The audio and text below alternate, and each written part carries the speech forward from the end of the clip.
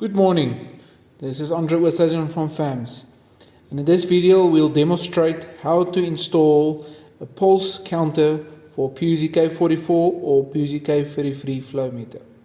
What you will need is a Piusi flow meter, a FAMS pulse counter, a star or a Phillips screwdriver, and a tube spanner or a small shifting spanner or a small long nose plier to loosen the nuts. So step 1, ensure you loosen all 4 of the Phillips head screws using your Phillips screwdriver. For the demonstration of this video, all the screws have already been loosened. So once all the screws have been loosened, ensure that you remove the zeroing knob or the dial or the knob that resets the dials. Please remove that by pulling slightly away from the flow meter as indicated in the video. Once removed, remove your lid of the flow meter or the enclosure covering the dials of the flow meter. Ensure that the screws don't fall out when you turn it and put it nicely aside. This is the inside of your flow meter. As you'll see, it's tightened there with one Phillips nut and the other side. What we are interested in is in the dials itself. So first take your Phillips screwdriver again and loosen your Phillips or your star screws as indicated in the video. Doesn't matter which side first. Okay, now we go to the next side. Once your one screw is loosened, the other one doesn't need to be taken out completely. It can just be loosened slightly. As you see in the video, your dials has a slot so it shifts in and out into the Phillips screwdriver. So once it's taken out, we are interested on the side of the small white gear, and inside you'll see there is looks like a star-shaped gear. Some flow meters has white or black, so we are interested in this side. If I turn it, the dials, and I place it here, we are interested in this portion. I'm just going to take out the flow meter itself. We are interested in the dials. Placing the dials there, we need to place it on the side that has a channel there at the white gear, using these nuts to tighten the pulse unit. You can turn it around to ensure that the other side, as you'll see, it can also fit in this side, but there's no gear there. So must be the side where the gear comes through, because the pulser must fit onto that black gear right there. So what we do, we're going to loosen the screws as indicated here, using your tube spanner as indicated here, or a long nose plier or a shifting spanner. So now next step is loosening the screws. As you'll see, we use the 5.5mm tube spanner, what we have at our disposal to loosen the nuts. As you'll see, each one of them has the nut and a washer and the spring washer. So you need to remove all the washers, the washer and the spring washer and the nut. So we tighten or we loosen already too. So for the sake of the video, I'm loosening this one here, as you can see, and it fits in the spring washer, or we can just turn it around and it comes out, as you can see, gently there. So now your flow meter is loose at the gear side, and now we can place our pulse counter. Once all the nuts and washers are removed or loosened, please ensure the surface is nice and smooth. On this specific flow meter, Piusi, you'll see there's some resin or glue that needs to be just filed away or cleaned with a light cloth or some sandpaper, just to ensure that the surface is flush. Otherwise, the unit will not fit. Taking the pulse unit itself, this is what it looks like on the back side, and this is what it is on the front side. As you'll see, this is a mechanism that counts the pulse theoretically.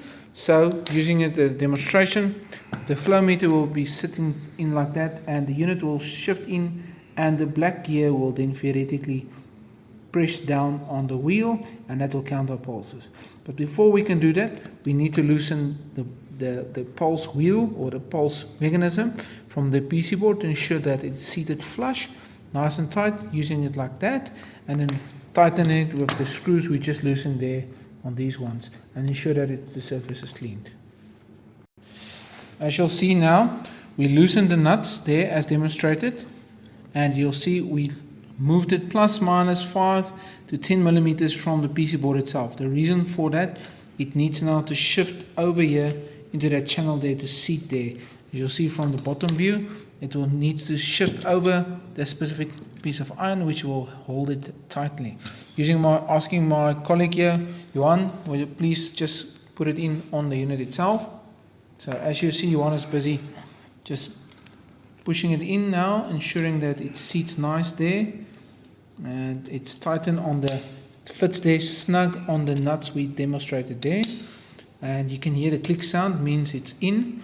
And now you can just at the bottom view, while Johan is holding, see it fits there, and then if I twist it here, you'll see it's still loosened, but it must now fit under that gear there. So what Johan now is going to do is, once it's secure, he's going to push the pulse counter back in its place and tighten the PC board to the PC board or to the chassis of the dials itself.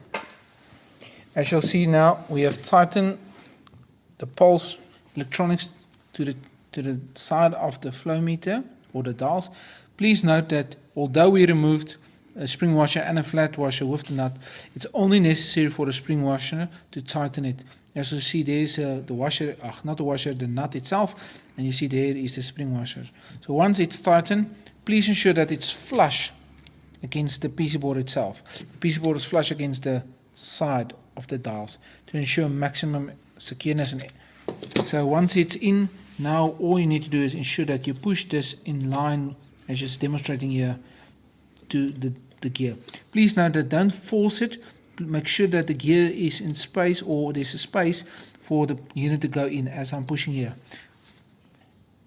Once secure in place, you can see there it is. We've pushed it, it's flush. And if I can just show you from the side, as you'll see now, it sits nice and tight there. What we can do is, Johan, or you just turn the wheel for me, that we can just demonstrate. So before you tighten it, it must tick. You must hear the tick there. I'm just zooming out that you guys can see. There you can see it's nice and tight. Please ensure that the wheel align almost center or 2/3 of the gear itself. If it's a bit out, just push the arm of the pulse a bit inward, bend it tight slightly, that it seats nicely on the gear itself. And now while it turns, it will turn the pulse counter.